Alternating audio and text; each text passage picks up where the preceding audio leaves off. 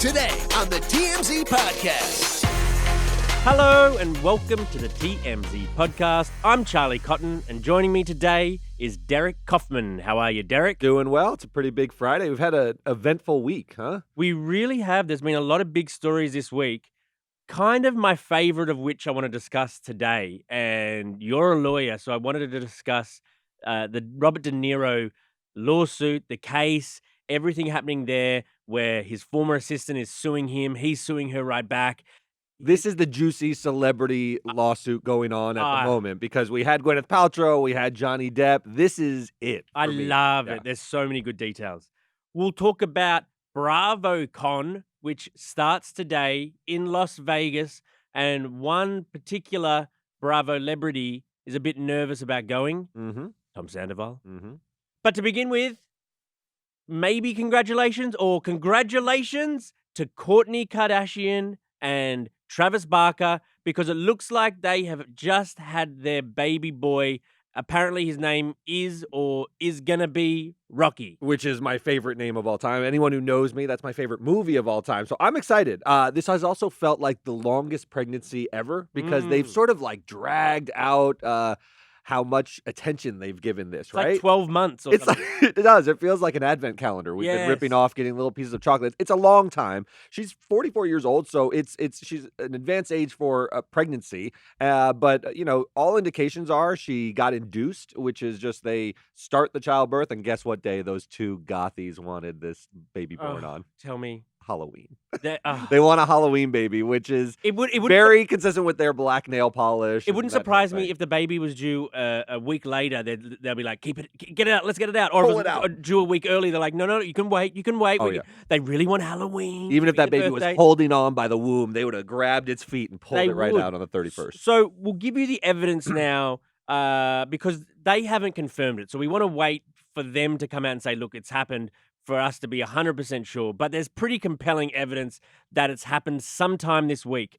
To begin with, their due date was sometime this week. Yeah. They had said originally that this was the time they were going to have the baby. And you and I have had kids. The due date is important because if the baby stays in too long, you get complications. If it comes out too early, you get complications. Due dates matter. Not perfectly. You don't have to come out on your due date. But Nixie, to give you a little detail, my daughter was a week late and she like swallowed the fluid in the sac. Yeah, it can get complicated. She's fine. That was TMI. You just She's fine, but like she took a big gulp of duty, just like I did coming out. Yeah.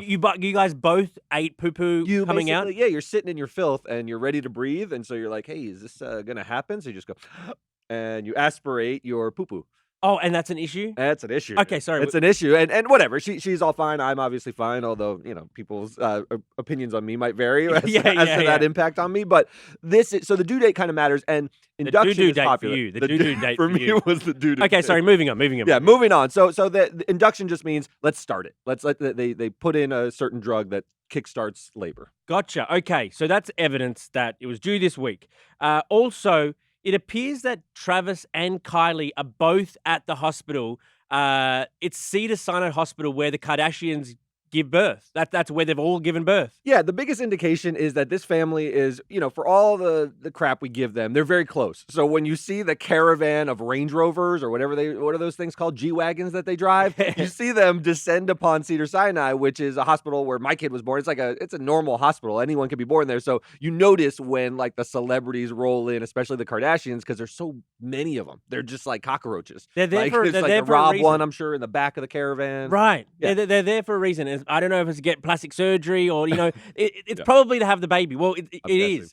And the final reason that we had is that when we're trying to confirm the story recently, last few days, the family members are being sketchy. Sketchy. And that's the word we use in our story. They're being a little sketch.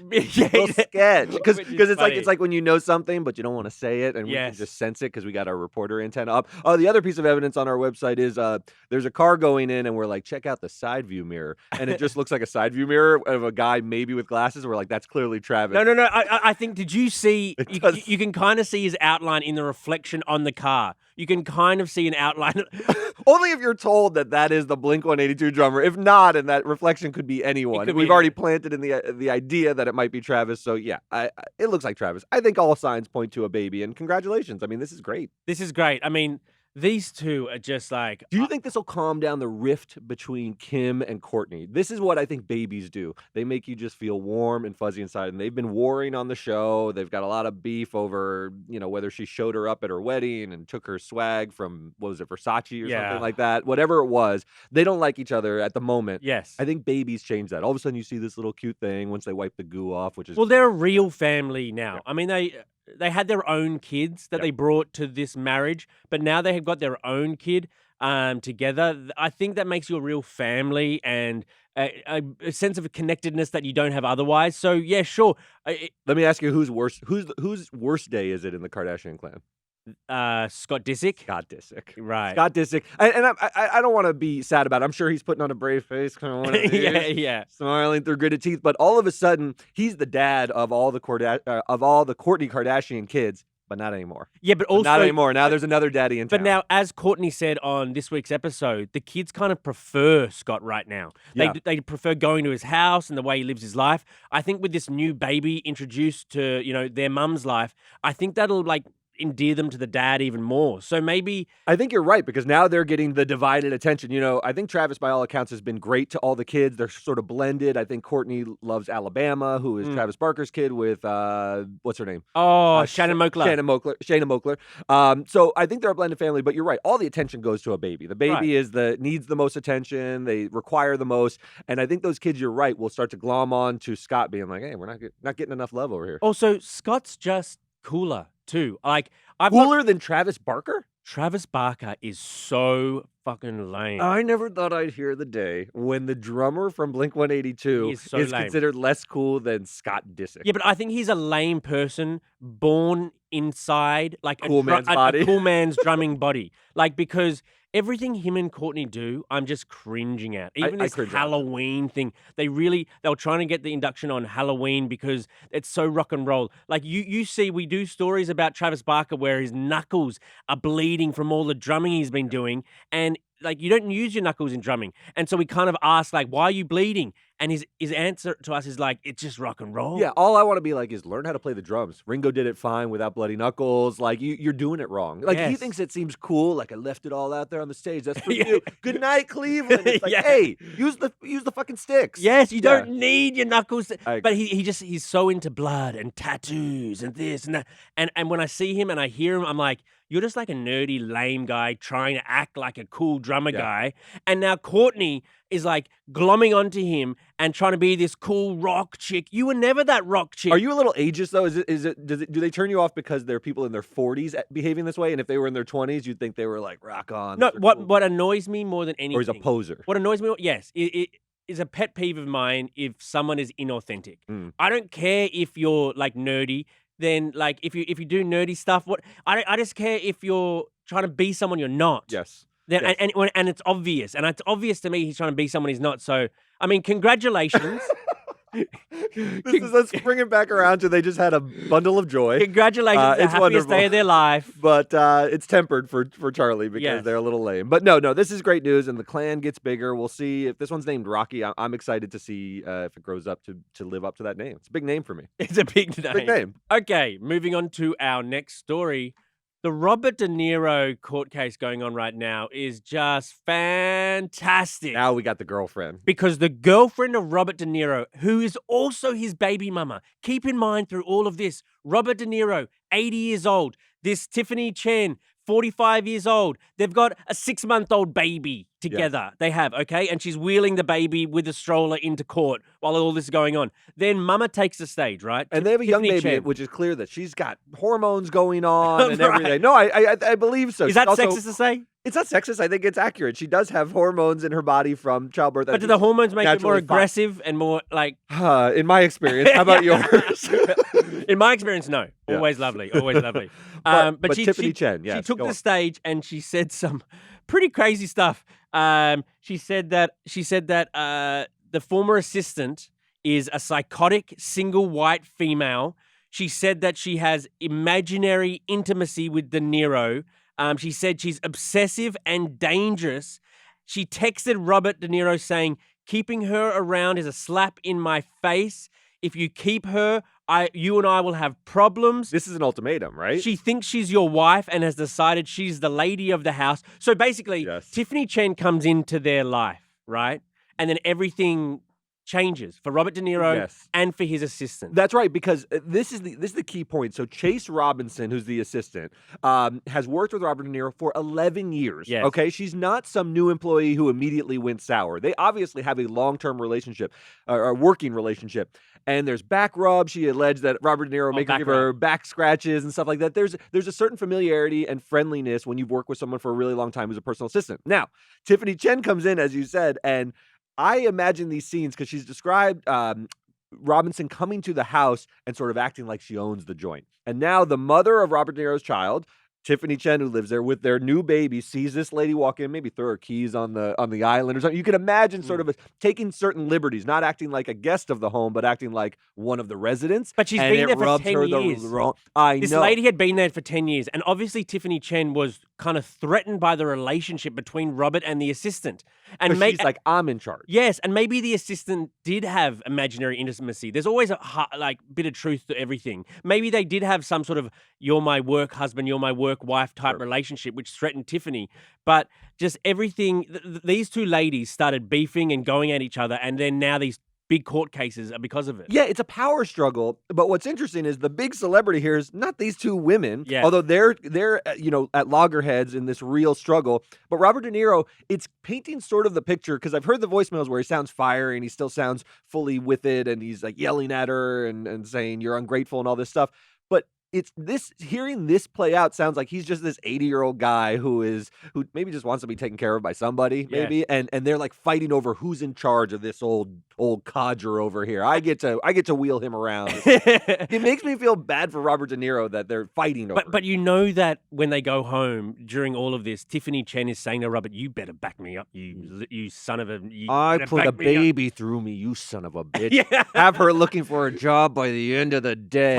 Totally. That's exactly how it's happening. And so Robert De Niro. Why the hell didn't this settle? This is so nasty. There's text messages. I love it. Because in the middle of this, before Robert met Tiffany, like less than a year earlier, he had been divorced. He got divorced. So this, what's her name? Chase Robinson. Chase Robinson. She was with Robert through all of this, and she was with him when Robert was married before. That's right. But it's when he got unmarried, or divorced, as they say, or uncoupled, and when he went with the new woman, that's when their situation dissolved. So, do you blame Tiffany Chen then? I blame her. Interesting, because I saw you sort of getting around to that point. It sounds like Chase Robinson was able to work with one of Robert De Niro's spouses, and there wasn't a sort of, she's into him, she's a single white female. Only when Tiffany Chen came on board did the problems arise, so you're saying you must be the cause of the problem. Right, and also I don't like Tiffany Chen, who's an Asian lady, saying single white female. Yeah. Are you allowed to do that? That seems kind of racist. It's interesting to draw on that. They're just trying to paint her. I don't think this is a flattering court case for Robert and Tiffany.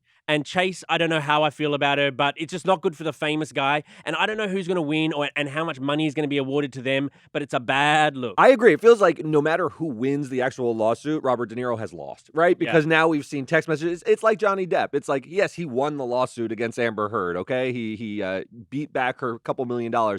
I think of him differently for the rest of my life. I've seen text messages to his buddies calling her a fishmonger. That's what stuck with me, not the fact Fishmonger? Didn't he call her like a cheap fish market That's whore? That's the enduring thing of the whole case for you. It stuck in my mind because it was very flowery. It was like, oh man, do you write too? Yeah, hey, shout out to fishmongers, by the way. That shouldn't be like a bad thing to call someone. They're very necessity. I don't think he meant it in a flattering way, but yeah, sure. Right. Okay, on to our final story. Tom Sandoval is walking into the fire this weekend because this weekend, in fact, it might even be later today. BravoCon is starting, and Tom Sandoval is like public enemy number one. Yes. And obviously, you know why. It's because of the whole cheating scandal. But this weekend is going to be every fan and every Bravo celebrity's chance to fire their shots at Sandoval, and he knows it. Yeah, he has to sit at a little table with angry women coming up and saying, how could you do this to Ariana? And Ariana's just going to sit back with her feet up on the table. He's in a tough spot because he still is on the show. Raquel or Rachel, whatever we want to call her, left, right? I don't think she's going to BravoCon. She just hunkered down. She went to her little spa retreat, mental health facility.